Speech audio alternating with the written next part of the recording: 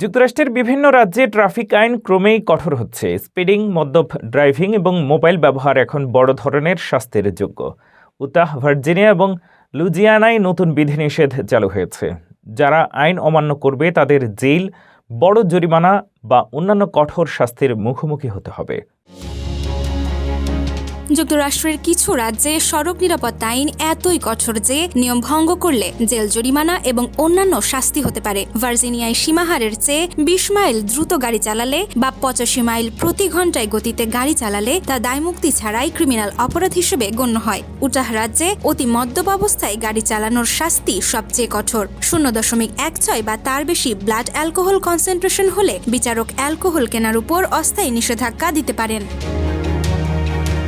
Arizona, Louisiana ও Alaska রাজ্যগুলোতে mobile phone ব্যবহার এবং texting নিয়ে কঠোর নিয়ম প্রয়োগ করা হয়। লুইজিয়ানায় নতুন হ্যান্ডস ফ্রি আইন অনুযায়ী স্কুল জোনে মোবাইল ব্যবহার করলে $250 জরিমানা হতে পারে, আর সাধারণ এলাকায় $100। অ্যালাস্কায় টেক্সটিং এর জন্য জরিমানা সর্বোচ্চ $10,000 এবং 1 বছরের কারাদণ্ড হতে পারে। সিট বেল্ট ব্যবহার না করলে ৩৫টি রাজ্য, ডিসি ও 4টি অঞ্চলে জরিমানা ধার্য করা হয়েছে। ওরেগন, টেক্সাস ও ওয়াশিংটনে সর্বোচ্চ জরিমানা প্রায় $200। কিছু রাজ্য স্বয়ংক্রিয় ক্যামেরা ব্যবহার করে স্পিডিং ও লালবাতি লঙ্ঘনের নিয়ন্ত্রণ করছে। বিশেষজ্ঞরা বলছেন, কঠোর আইন ও রেগুলার এনফোর্সমেন্ট দুর্ঘটনা কমাতে সহায়ক। যারা সবসময় সিট বেল্ট ব্যবহার করে তারা প্রমাণ করে যে সচেতনতা ও আইনগত নিয়ম চালকদের নিরাপদ রাখে।